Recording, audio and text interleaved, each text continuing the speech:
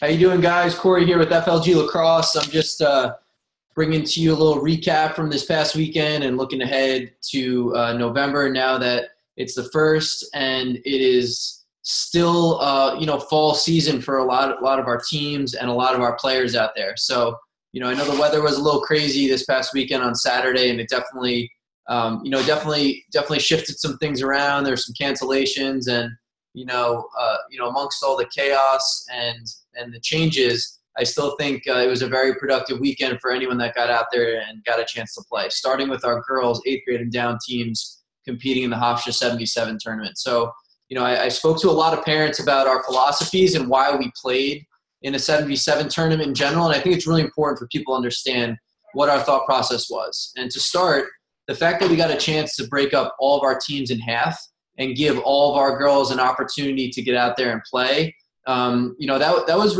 really important for us, and there's a big reason why we did that.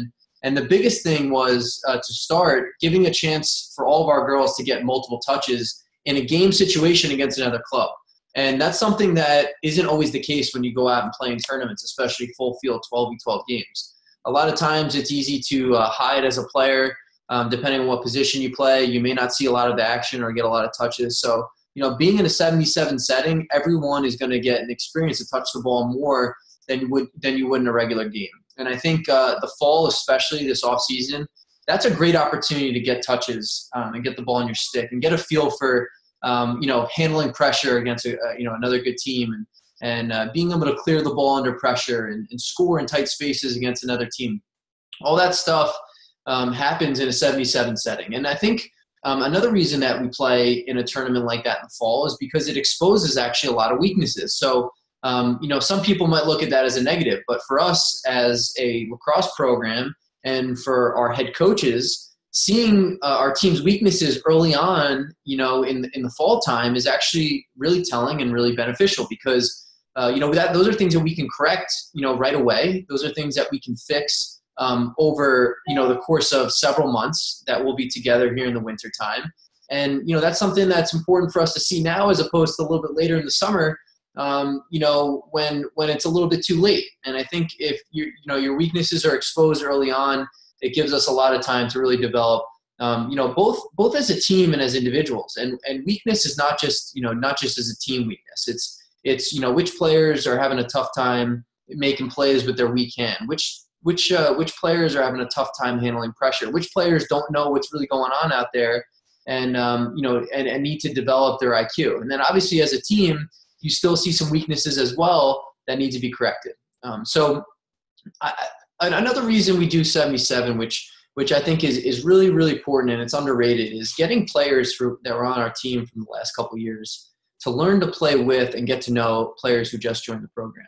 And I think anytime, you go and play where your team is cut in half, obviously your best players are not all playing together on the same team. So you're not going to be necessarily as competitive, but that's okay because the best players who are now broken up are in a position to become leaders on their own team and get players who have not been in the program in the past to start to get to play with them and get to know them and to push them and to teach them. And I think when you are doing that, you're putting your best players who have been in the program for a couple of years in a position to become leaders and pull players along who have the potential to be just as good as them, or might have the raw athleticism, just need a little bit more skill, or might have the skills and the athleticism but don't have the IQ yet. So I really liked, and I saw a lot of great things out there from some of our leaders of players who have been in the program over the past few years, just getting to know, and playing with and getting involved some of the girls who are on the, or were kind of new to the team.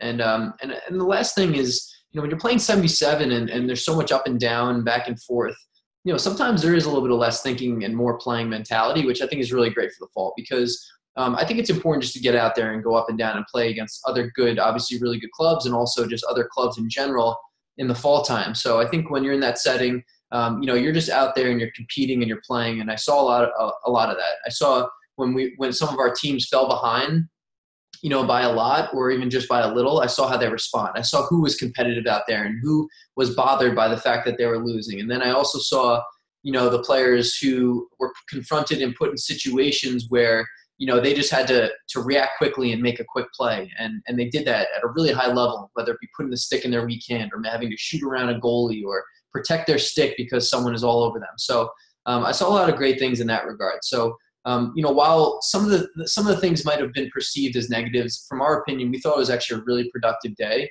And we thought that we learned a lot about our teams as a whole, as well as the individuals within each and every team. And I know our coaches are super excited to take what they learned from this past Sunday and apply it to all the off-season training, especially the things that we're going to be doing in the winter and then eventually into the springtime. So our boys also, a couple of our youth teams had a tournament canceled that we're going to be making up on Saturday at the Pumpkin Shootout, but our high school boys got a chance to compete over at Manhattan College. And for the parents that don't know about what we did there, we scheduled scrimmages against one other club. And we actually, we hired 5 college coaches from some of the best schools around the country to coach up our players for an hour and then also help, our FLG coaches and our kids develop and compete against club teams for an hour. So our 22, 21, and 20 boys were over at Manhattan College playing for the Army, Princeton, Manhattan, Rutgers, and Trinity coaches. And then they went and competed against Legacy. So it was a pretty cool day. If you follow us on Instagram, you'll see some of the videos from that day, something that we're definitely going to be doing more of. And we have plans to do it on the girls' side as well, which will be pretty cool in the future. So that was the Manhattan Play Day on Sunday. And then moving into November here, November, for those you don't know that are a little bit younger, to the process and who have children, boys and girls who are in our program that are a little bit younger, November is a huge recruiting month. So there's a 3-week recruiting window where players can go to prospect days, they can go to showcases, but they can also go to team tournaments with their club teams. So FLG, our ladies, our 21s and our 20s, who are now, the recruitable age teams, are going to go compete in a really great tournament in Jersey on Sunday, which is a great opportunity to play. Hopefully, with some good weather, with their teammates, and in front of some college coaches. And even that, just that's played on smaller fields. So don't always get so caught up when you go to a tournament and the field's a little bit small, or you're playing with a couple less players. You're just playing lacrosse, and coaches can pick up and see so many different things. Whether they're watching a 5v5 half-court game, they're watching a 7v7 sideline-to-sideline game, or they're watching a 12v12 full-field game. So, our players are going to go out there and they're going to compete, at a facility that's all turf, that's, with a lot of coaches. And, it's going to be against some of the best competition and some of the best clubs from around the Northeast. So good luck to our girls in that tournament, and then as well to our boys who are playing up in Massachusetts, our 22s through our 20s in the Mayflower Classic, which is a really good recruiting tournament that has come onto the scene over the last few years. And there'll be a lot of schools out there recruiting our kids, but most importantly, it's a chance to go out there and just compete and get better, hopefully, again, with some good weather up there in the Northeast. So that's kind of what's happening this weekend. Tonight, we start up Fusion for our 8th grade and down, boys and girls. That's from 5 to 6. One of my favorite programs because, again, you're just playing and you're just thinking quickly and you're just digging the ball in the net and just moving on to the next play, which I think is, brings back a little bit of that street lacrosse mentality, playing in the cul-de-sac. You're out there and you're just competing for an hour straight. You're getting sweaty with your teammates, having fun. Not a lot of coaches stopping play and interrupting. It's just you out there divvying up the teams, throwing the sticks in the middle, breaking up, and getting after it. So we'll be doing that from 5 to 6. And then our boys' positional training is going to start up from 6 to 7. Any parents who have ladies in our program, if you think positional training in the off-season is something that would be beneficial, let me know. If there's enough demand, we always roll out programs. In the past, we haven't seen it on the girls' side, maybe because, I think players develop, their positions and what they want to do and what they want to play a little bit later. But if that is the case, let me know, because I'm always willing to roll out programs that our parents feel as though there's a need for and are beneficial for our girls. So that's going on tonight over at the Hofstra Bubble. And we talked about what's happening this weekend. And, I'm really excited for the next couple of days. There's a lot of great opportunities for our players to get better, to get exposure, and to compete with an FLG uniform on. So stay tuned and follow us tonight. Again, always, you can see us on Instagram at FLG Lax.